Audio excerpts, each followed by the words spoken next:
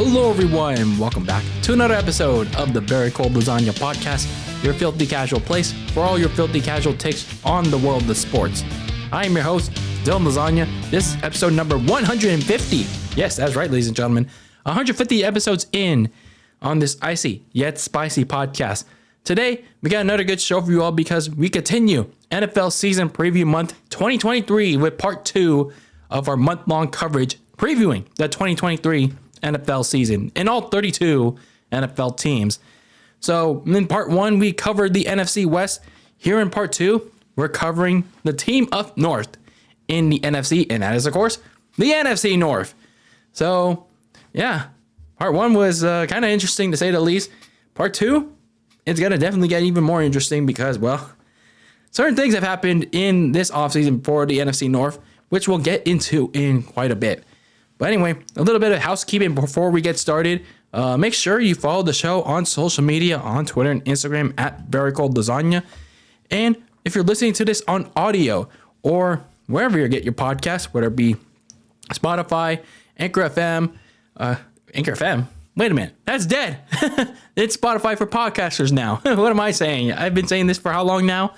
And anyway, Apple Podcasts, make sure you rate review the show as well, because all your feedback, helps me improve the show, or you'd like to give something positive in regards to Very Cold Lasagna.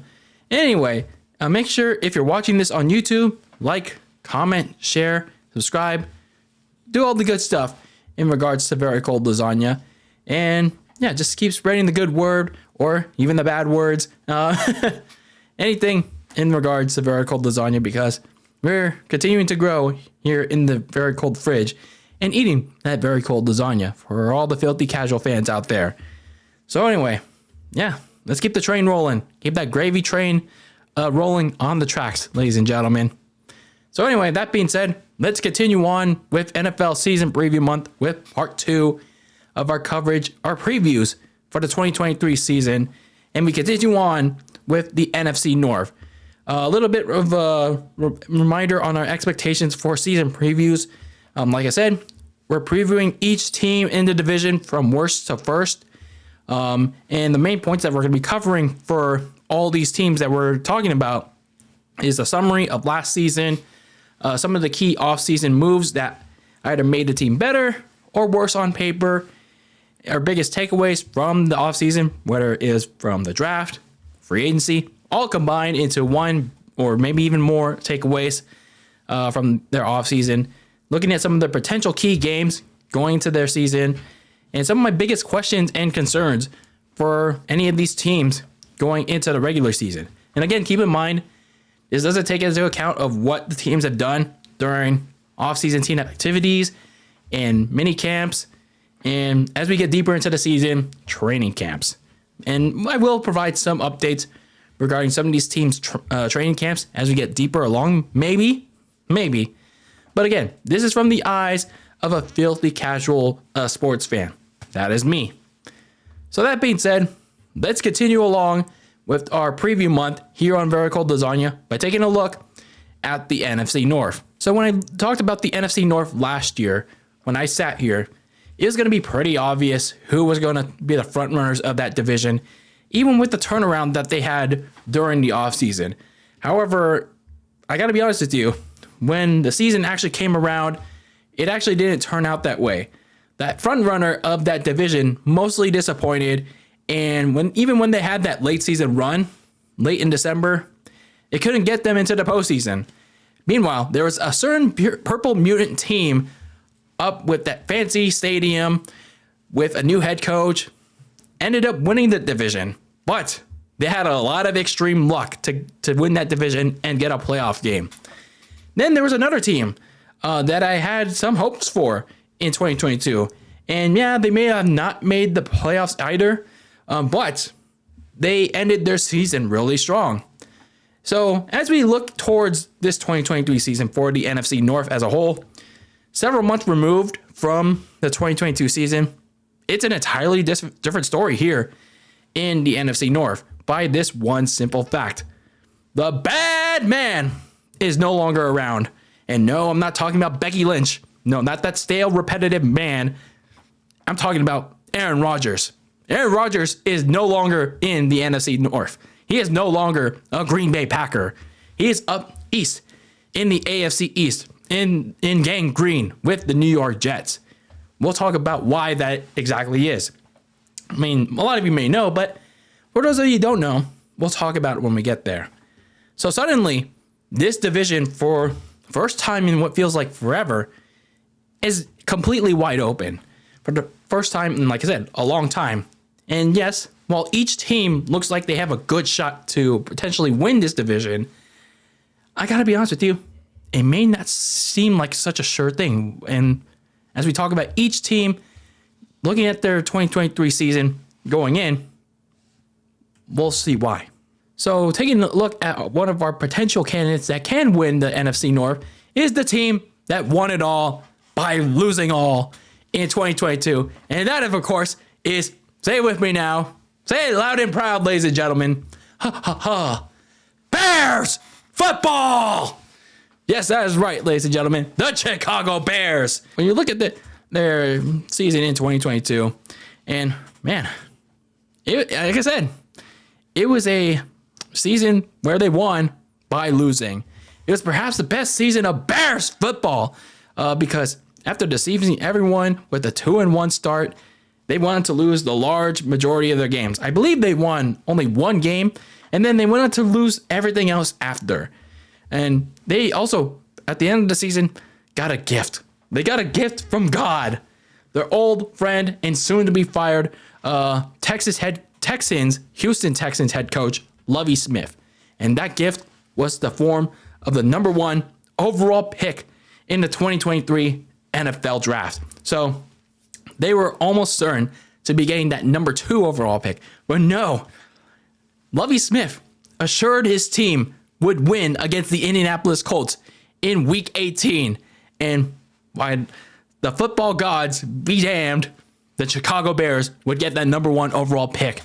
And yeah, they ended the season 3-14. And I got to say about that season, yeah, the roster was very terrible for Chicago. It's more the same what happened in 2021. But you saw a little bit of progression in regards to Justin Fields, but it was mostly with his rushing. He broke franchise records in regards to his rushing ability, but when it came to his passing, yeah, not so much. You didn't really see a lot of him as a passer, especially in the second half of the season. So when you go into this 2023 season, I really want to see Justin Fields progress in a positive manner as a passing quarterback. Yeah, they're going to probably still try to use him as a runner, but I really want to see him, be a passing quarterback. So that's really something I would like to see.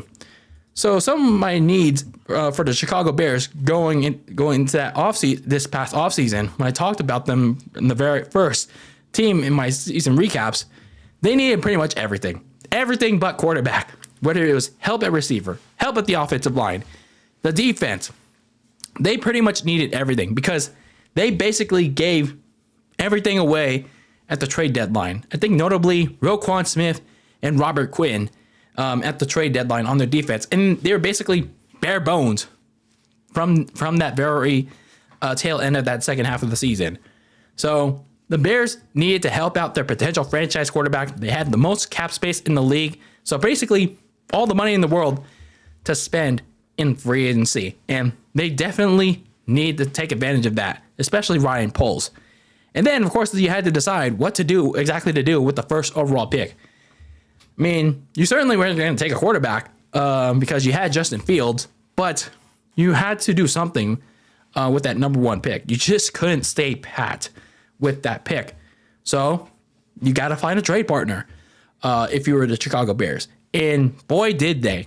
Boy, did they get something out of that number 1 pick. So back in March, a week after free agency started, they traded that number 1 overall pick to the Carolina Panthers, and they got a nice package of picks, including next year's first round pick out of them, next year's second round pick out of a pick in 2025, a second round pick, and they also got a receiver for Justin Fields. Excuse me.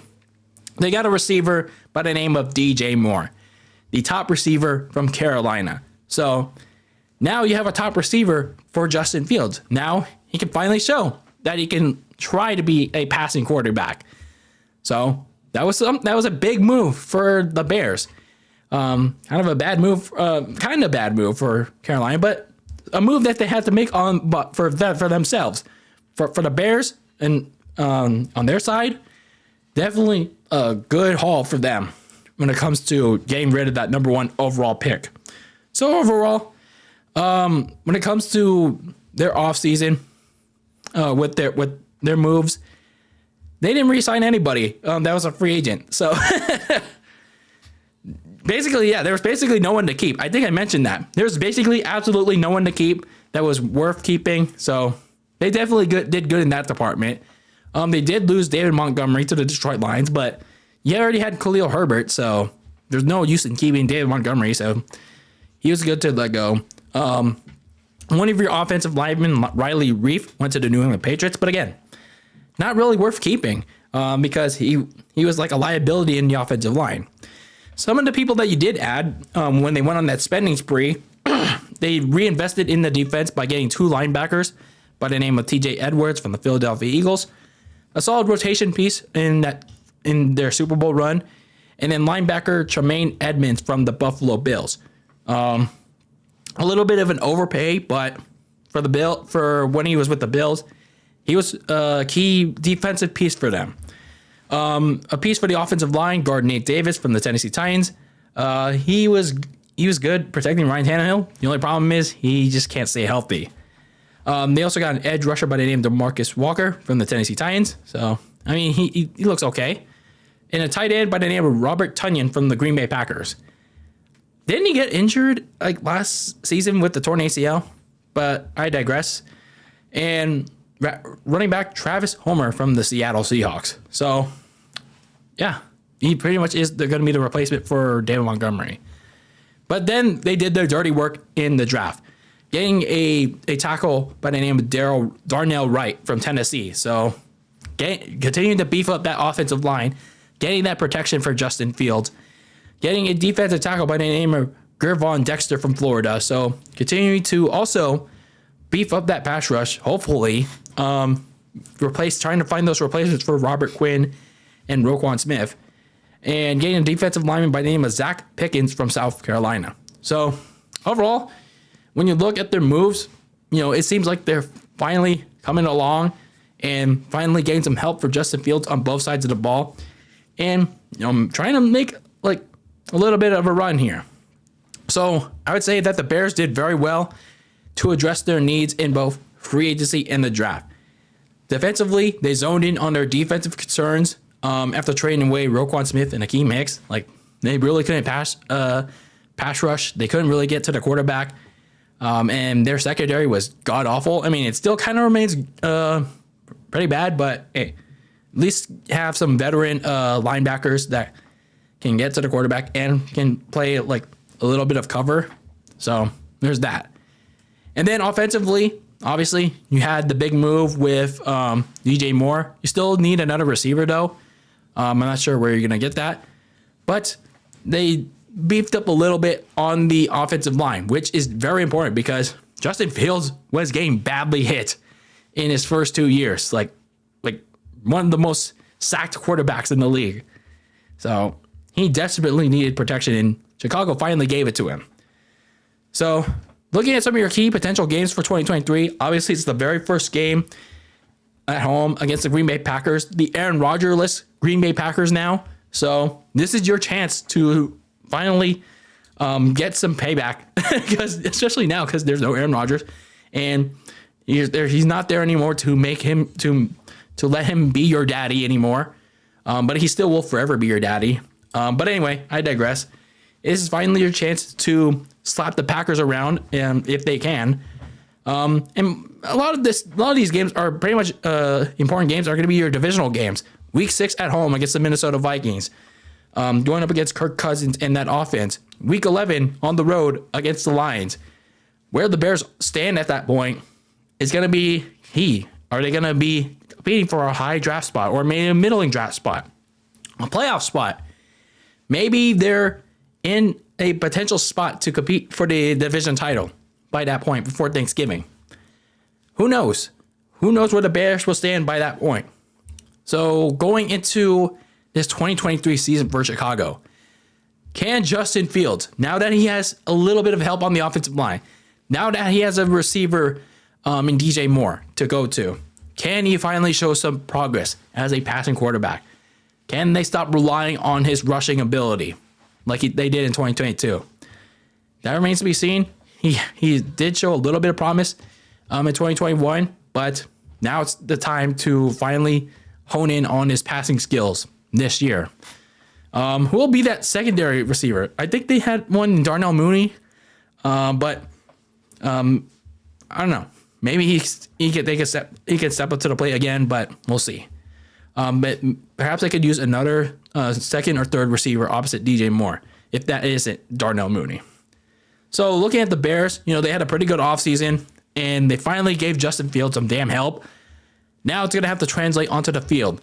Even in a wide open NFC North, there's still a ways to go for Chicago, but I think in 2023, it could be a big step forward for Justin Fields and the Bears, especially if he shows that he could be a quality passer. I don't think they make the playoffs yet. I don't think they win the division. I don't think they even compete for the division just yet. But they do make some progress. They do make some progress in Justin Fields' progression, his career. So I'll be a little generous. 8-9, yeah, Bears fans, especially the delusional ones, probably won't like that. But this year has to be the year that Justin Fields finally shows some progression as a passing quarterback. Not a running quarterback, a passing quarterback with all this help. So now let's take a look at the team that has run roughshod. That is pretty much we're the king of kings of the North. And that team, of course, is the one I've been frequently mentioning all episode long, and that is the Green Bay Packers, the Cheeseheads. So for the Green Bay Packers, they have obviously run roughshod. They have basically held the throne in the NFC North for almost 2 decades now. And pretty much the time is going to come where their time was up and everyone else's time is now. And 2022 was a very strong indication that their time up on top was pretty much going to come to an end. So obviously, last offseason, the Packers had to make a decision. We're gonna extend Aaron Rodgers or not. They definitely did extend Aaron Rodgers, but that came at a price. They had to trade their top receiver, Davante Adams, and they traded him to the Las Vegas Raiders. And that trade also came at a price. They struggled very bad in the regular season in 2022. They had a very rough 3/4 of the season due to the after effects of the Davante Adams trade. The offense struggled mightily, Aaron Rodgers, as if he didn't trust any of his receivers. And also Aaron Rodgers struggled with a thumb injury. And the defense, for as strong as they were in 2021, they did very poorly in 2022. So even though they managed to go on this late run after they started off 4-8, I believe, they squandered a golden opportunity to secure the last NFC wildcard spot in the season finale against the Detroit Lions, where they were already eliminated, but they didn't play like the team that wanted that playoff spot. It was like a complete 180. It was like the Lions were the ones playing for the playoff spot, not the Packers. It was the Lions. And guess what happened? Those same problems that crept up the Packers all season, they came back to bite their ass. And the Packers were thoroughly eliminated by their division rival on prime time in the final game of the regular season. And yeah, that was that. They ended their season 8-9. And now you answered that question. Is this the end for the Aaron Rodgers era in Green Bay? And we had to wait a couple of months to find out that decision. And as we get to March, we find that decision. And Aaron Rodgers, yeah, he basically confirms it. It's the end. Aaron Rodgers makes his decision that he wants to go to New York and play for the New York Jets. And after a couple of weeks, trying to get a deal get going, he gets traded to the New York Jets and basically a first-round pick swap and more picks with the team. So Aaron Rodgers is no longer with the team, It's basically the Jordan Love show. The Packers finally showing some love to Jordan after, I think I said this, they should have been showing some love to Jordan like after their loss to the Philadelphia Eagles in week 12. Like that should have been when they started showing some love to Jordan. Like, what are you doing? So anyway, now that you're finally showing some love to Jordan, it's now time to decide and determine whether or not Jordan Love can be your starting quarterback. That should be the top goal for 2023. Sure, there's still a couple pieces that can make you a potential division team, like competing for your division title. You're probably not going to be competing for a playoff spot. Like, your only path to getting to making some crazy playoff run is the division title, because the NFC North is pretty wide open. But you really have to determine whether or not Jordan Love can be your starting quarterback. He's been there for what, like three years now? And you really don't have an idea of what he can be, other than some spot starts, some fill-in starts because Aaron Rodgers had COVID. So some of your offseason team needs that I talked about in my season recap for the Green Bay Packers, they really needed a number 2 receiving option opposite Christian Watson. Sure, they had Romeo Doubs, but he got injured early in the season. And yeah, he didn't really provide too much. He looked okay. But, I mean, Christian Watson was the breakout option, and now you need a second and third receiving option opposite him. They needed to retool the secondary by either re-signing Adrian Amos, their safety, or signing a new safety. So that secondary, that was very bad. It really needs an edge in it. So they also needed to find themselves a solid tight end, because Robert Tonyan was a free agent, and he didn't provide that much to offer. And I want to correct myself that he tore his ACL in 2021, and he didn't really provide too much in 2022. So looking at some of your key offseason moves for the Packers, obviously you re-signed Jordan Love. I think they picked up this 5th-year option, or they gave him a 1-year extension. I'm not sure, but either way, all I know is they did re-sign Jordan Love, so he gets a little bit more time to prove himself as the starting quarterback. They did lose a couple people in free agency because, well, Aaron Rodgers' big fat contract. At least some of it is still with the Green Bay Packers. They lost safety Adrian Amos to Aaron Rodgers' new team, the New York Jets. They also lost Alan Lazard, one of their scrub receivers, to the New York Jets. Edge rusher Jaron Reed is now with the Seattle Seahawks. And tight end Robert Tonyan is now with the Bears. So he's with a division rival now.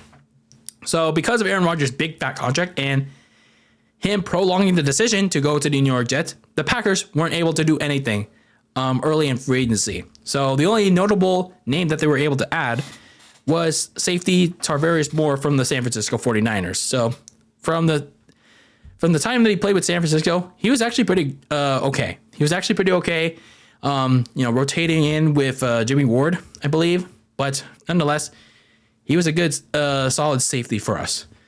Looking at some of their draft picks, I really, really question why they don't draft a first-round receiver, because the Packers decided to go and get edge rusher Lucas Van Ness from Iowa.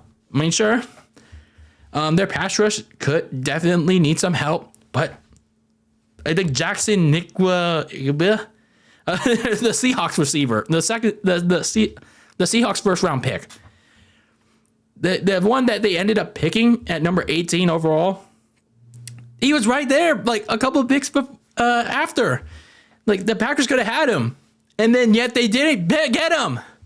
It's like, what are you doing? He's like right in your laps, and you don't take him.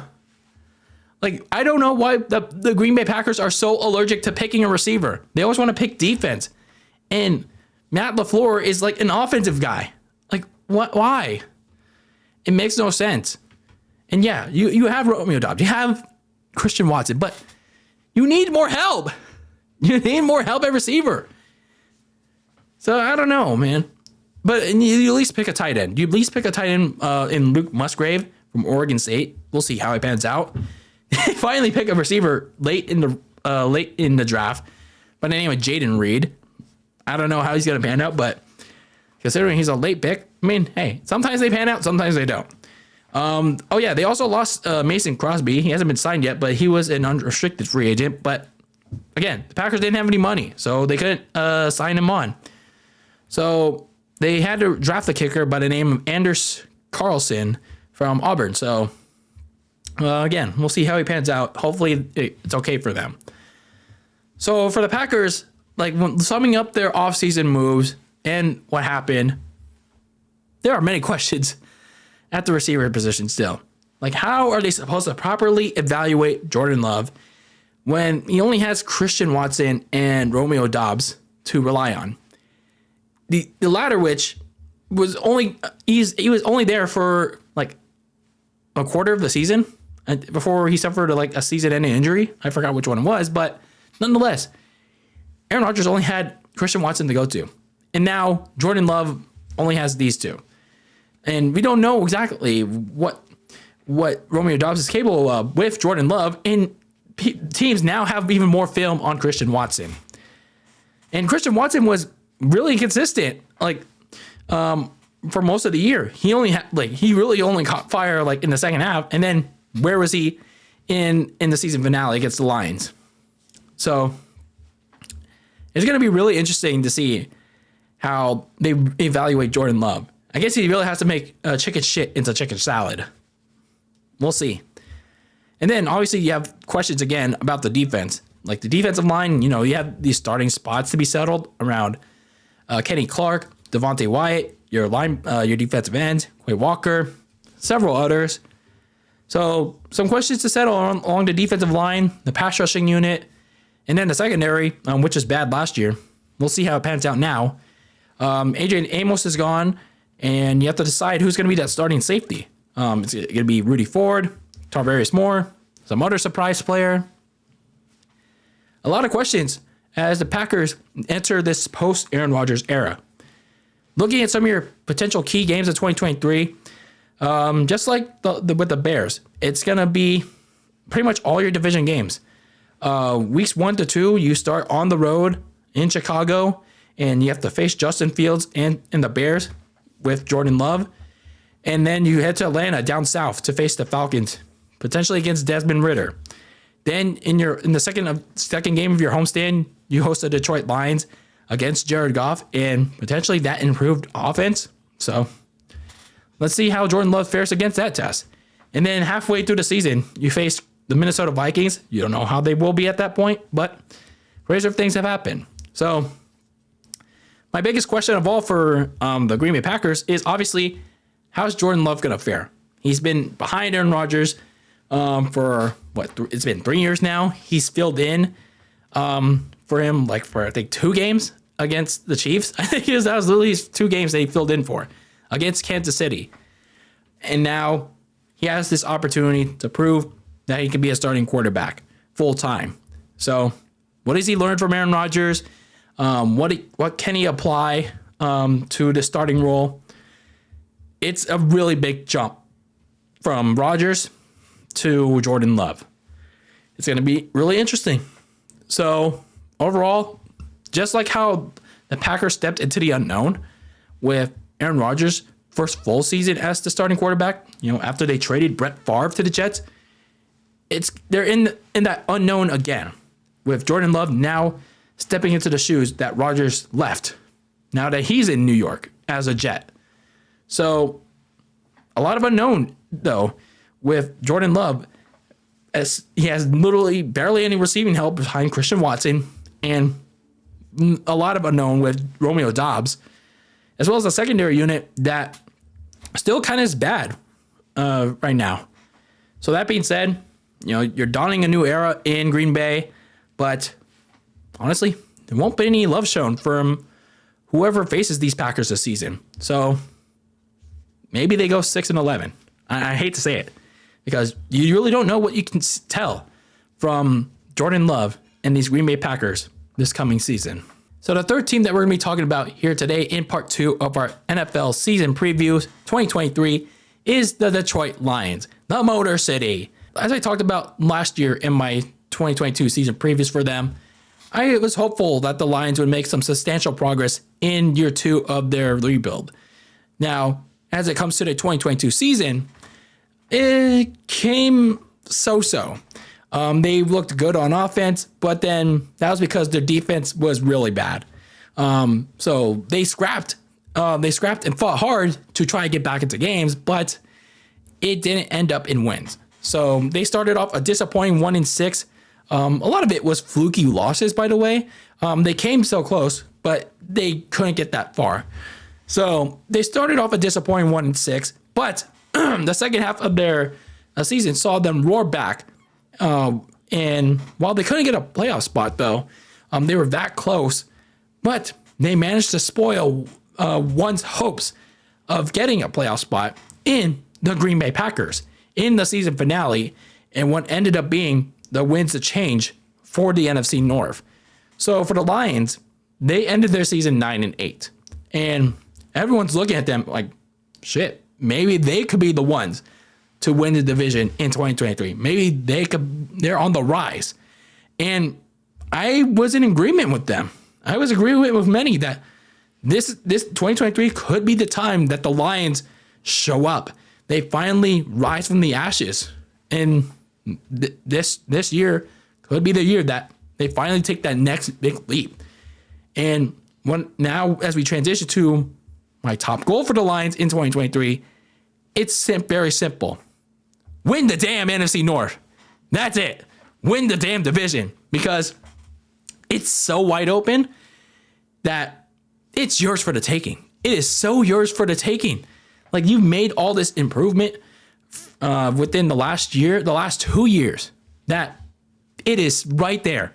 It is right there for yours to take. Like, you don't know what you're going to get out of the Green Bay Packers. You don't even know what you're going to get from the Minnesota Vikings. You may have a challenger in the Bears, but the division is right there. So, looking at some of my team needs from them from my season recap, I wanted the Lions to address perhaps their biggest weakness from 2022, and that was the defense, because their secondary was awful. Their corners were pretty bad at trying to cover opposing receivers, whether it was in small passing situations or even giving up big, large, deep downfield plays. And they had kind of struggled at getting to the quarterback. Aiden Hutchinson couldn't do it alone in his rookie year. And they also needed to find a starting tight end to replace TJ Hawkinson, because they traded him mid-season. Kind of a curious decision, but nonetheless, they needed another starting tight end because they didn't have a middle field option.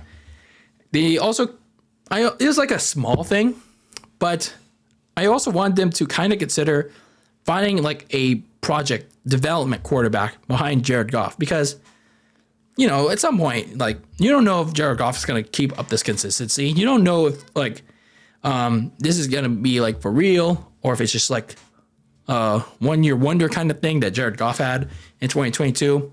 I'm not saying Jared Goff was godly in 2022.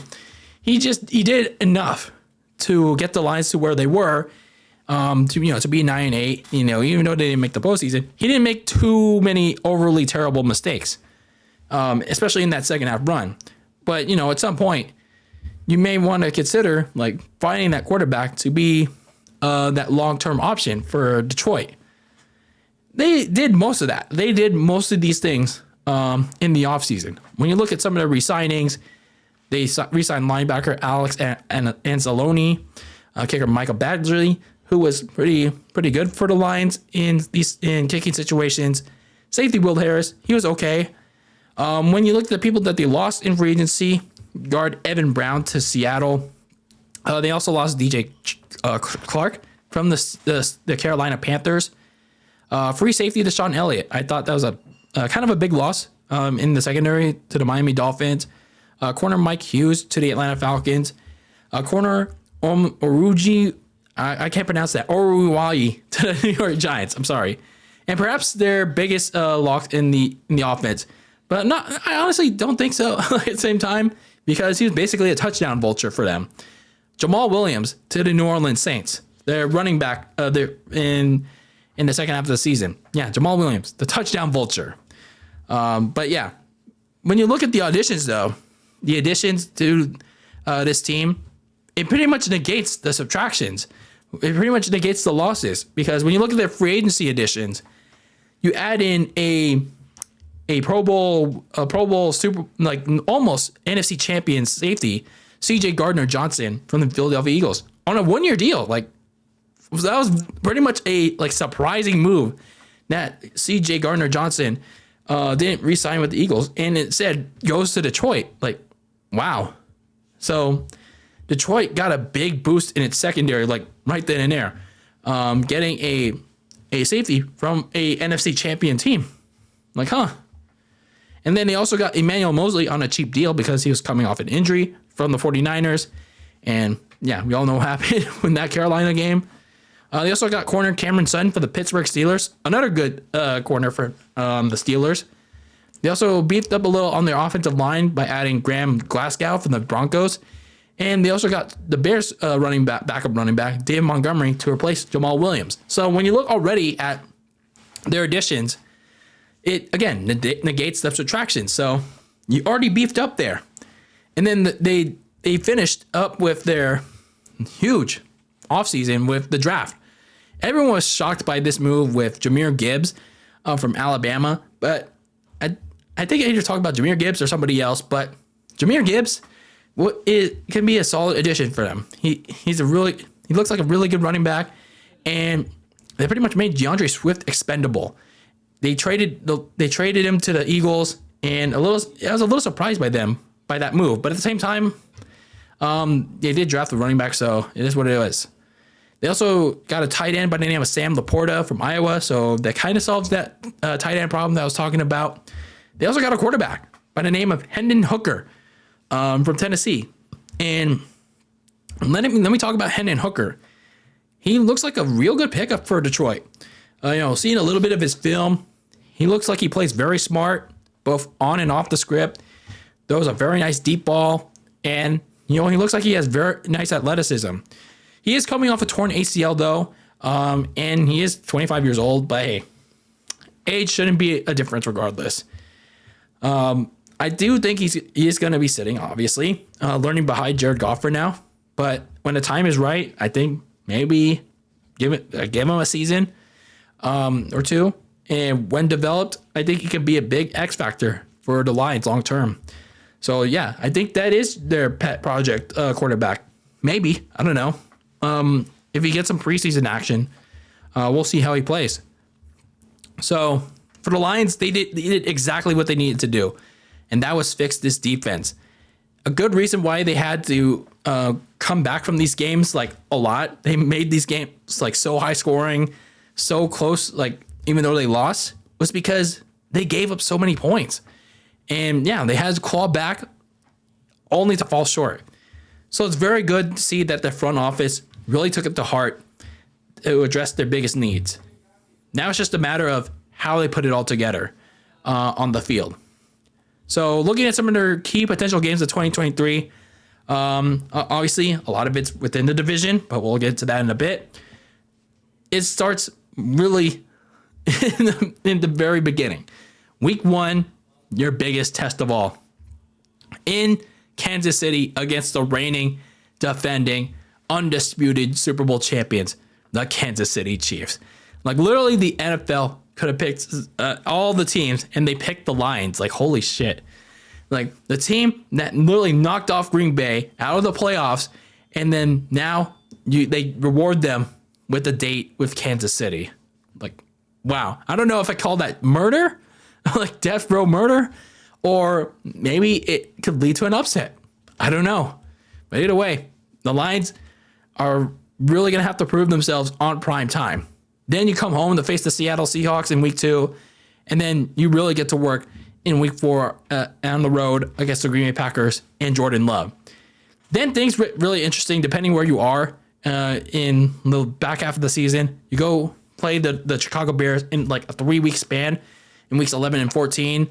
And then at the very end of the season, again, depending where you are, weeks 16 and 18 on a 2-week span, playing the Minnesota Vikings, trading road and home dates. So yeah, I think those games could decide what the fate of the NFC North.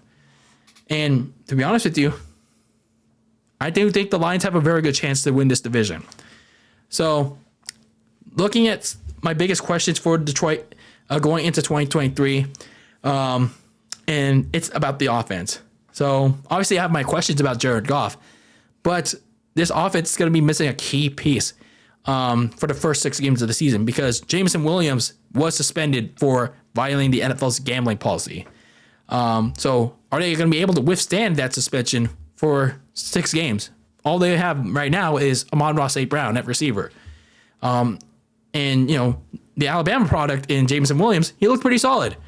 So, are they going to be able to withstand his absence for 6 games? Speaking of Jared Goff, is he going to be able to maintain that play from 2022 to lift the Lions to the top of the NFC North? Because if he doesn't, and Hendon Hooker doesn't look like he's ready to play, you have a problem. You have a serious problem there. So the Lions did very good in the offseason. They got all these good signings on defense, and they added a couple of key pieces on offense. Now it's time to go out there and show your work. Show that you're ready to take the NFC North by storm. And I do think that if Jared Goff plays well, they will do such. And honestly, regardless of how Jared Goff plays, I do think the Lions will come out on top in the NFC North. They will be the ones. I'm not saying they will go far in the playoffs, but they will win the damn division. So I have them winning this NFC North at 11-6. Let's go that bold. Yeah. The Lions will win the NFC North for the first time in a long time at 11-6. So the final team that we're going to be looking at here in part 2 of our 2023 NFL season previews is the team that won the division in 2022. And that is, of course, the purple mutant eating Minnesota Vikings. So when you look at the Vikings back in 2022, they were under a new regime after former head coach Mike Zimmer was fired. And they were bringing in a first-year head coach and a first-time head coach in Kevin O'Connell, who had previously served as Sean McVay's offensive coordinator back in Los Angeles as the Rams. And he was also coming off a Super Bowl 56 victory.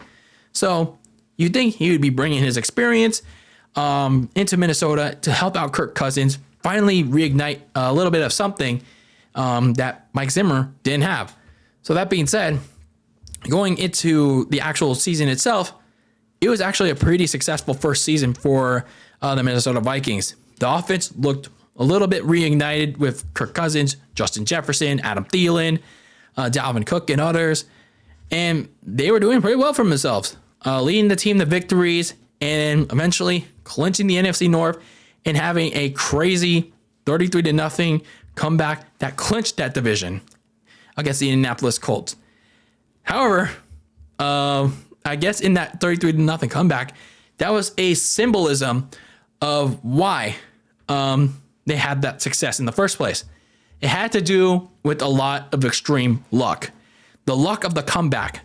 And the reason for that, for the luck of the comeback, was because their defense was god-awful. Probably the worst, one of the worst in the NFL that year. And their luck finally ran out when playoff time came. And the comeback magic when they were down against the New York Giants, mind you, in the first round matchup against them.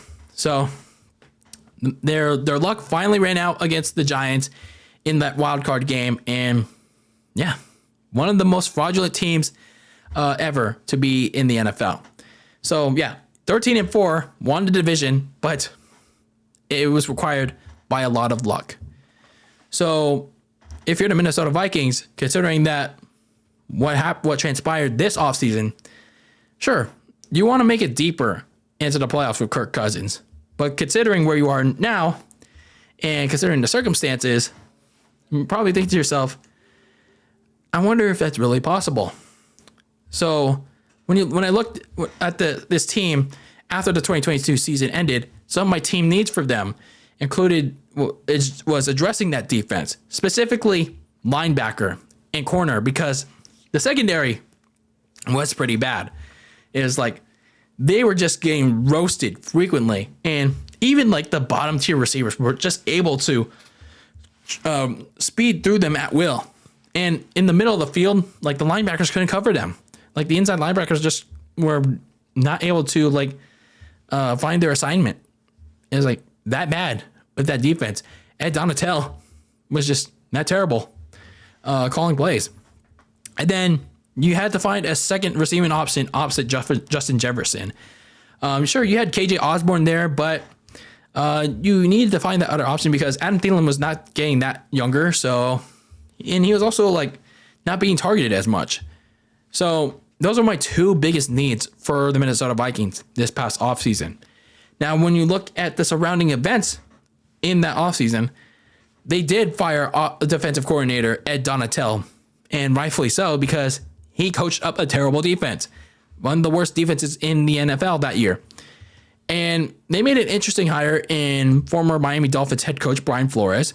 He certainly coached up a solid defense when he was the coach of the Miami Dolphins, and then obviously his tenure during the New England Patriots. So maybe he gives them a boost with the Vikings. It depends on the personnel though with that group, but we'll give it a shot. They also made some interesting releases during the offseason. They released linebacker Zadarius Smith, who was only there for like a year, but maybe it was like due to frustration, I guess. They also released receiver Adam Thielen, and then perhaps the most interesting one of all, Dalvin Cook. So I'm not sure why they released Dalvin Cook, but maybe it was like his contract, injuries. I don't know. But either way, I think releasing Dalvin Cook was kind of a choice. I don't know why. But looking at some of their re-signings, all their key offseason moves, they re-signed a backup now turned starting running back, Alexander Mattison. Maybe that's why they released Dalvin Cook. They saw more potential in Alexander Mattison. They also re-signed center Garrett Bradbury, so a key piece of that offensive line, but certainly they need more help than that. They did lose a couple of big pieces, one of them being defensive tackle Dalvin Thompson to the Cleveland Browns. A big piece in that interior defensive line is gone. So for as bad as that pass rush was in 2022, losing a big piece like that is not there anymore. Patrick Peterson's not there anymore. Also, he went to the Pittsburgh Steelers, but he is on the older side, so not that big of a loss. Eric Kendricks went to the LA Chargers, so another part of that secondary. He was a solid piece for the Vikings, but he's not there. But looking at some of their additions, you got corner Byron Murphy from the Arizona Cardinals. So they did get younger, so I'll admit that. He was a big help for the Cardinals defense when they were sucking. Defensive end Marcus Davenport from the New Orleans Saints. So Davenport, he was 50-50 with that Saints pass rush, but I think with Brian Flores there now, I think Flores can do something with Davenport. Backup tight end Josh Oliver from the Baltimore Ravens. That was a little bit of an interesting move, considering they already have TJ Hawkinson, but maybe he can be used as a blocking tight end, as a backup lineman, maybe. And then in the draft, they at least did a good move here in the draft. They got a receiver by the name of Jordan Addison from USC, so they at least have their three starting receivers in Justin Jefferson, KJ Osborne, and now Jordan Addison. So, hey, I can't really complain there. Corner Mekhi Blackman from USC also looks like a solid corner. And let's see how he pans out in training camp and in preseason. Safety Jay Ward from LSU. And then a quarterback by the name of Jaron Hall from BYU. So, I mean, they got themselves a quarterback. I don't know if he can be a starting quarterback, but let's see how he plays in preseason. So when you look at this Vikings team and what they did in the offseason, it seems like they're gearing towards a soft rebuild of sorts because, they released perhaps their top running back in Dalvin Cook, and they still have a little bit of aging players left. But, they stocked up on a few potential young players like that have potential that can be like part of the starting rotation. But then again, it's like it's not a lot of quality left on this team. But the defense on paper, I'll say, at least looks a little better slightly than last year.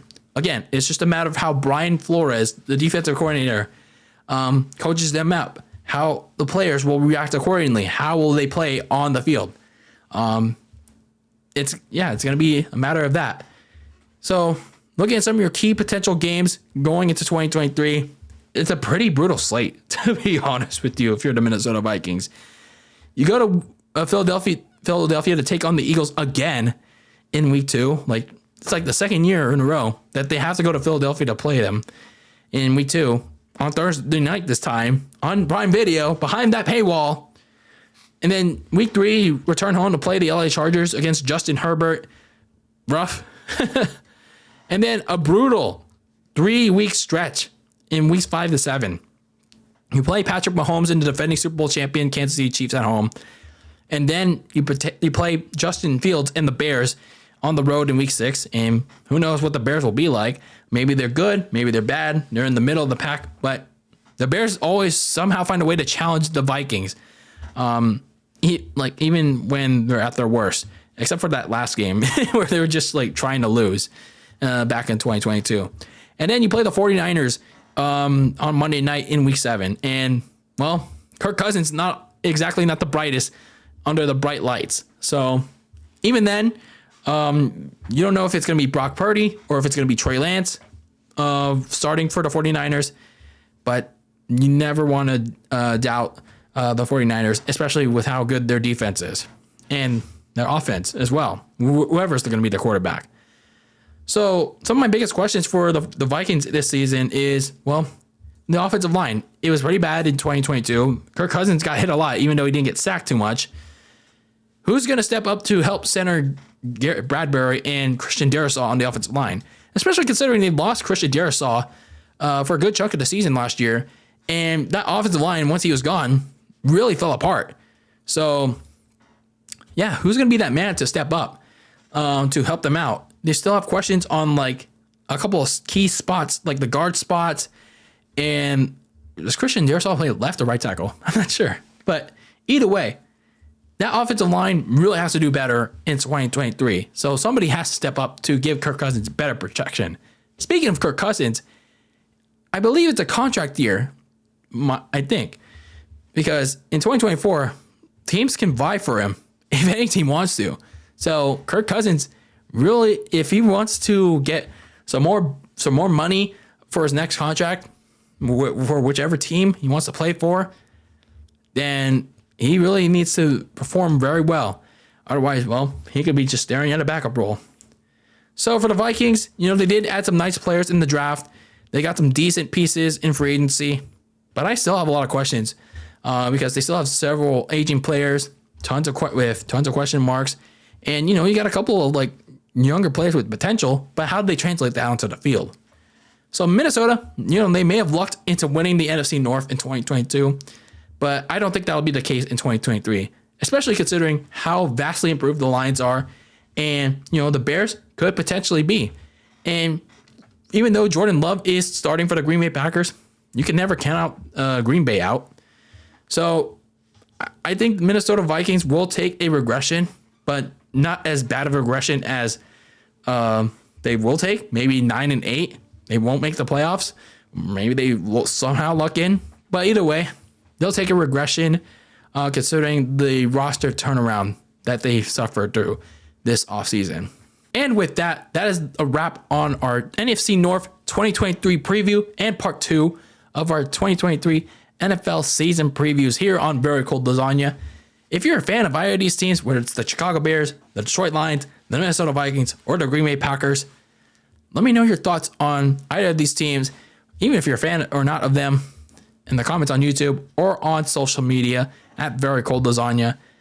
Yeah, I'd like to get your thoughts on these teams going into their 2023 seasons. And let's start a discussion on them, shall we? But anyway, this is DylanLasagna of Very Cold Lasagna. I hope you guys are enjoying these season previews. I certainly am. And hopefully not stressing too much about it. But anyway, keep the lasagna very cold in the fridge with your takes on the world of sports. And that's the end of episode number 150 of this icy yet spicy podcast. And until next time, peace out.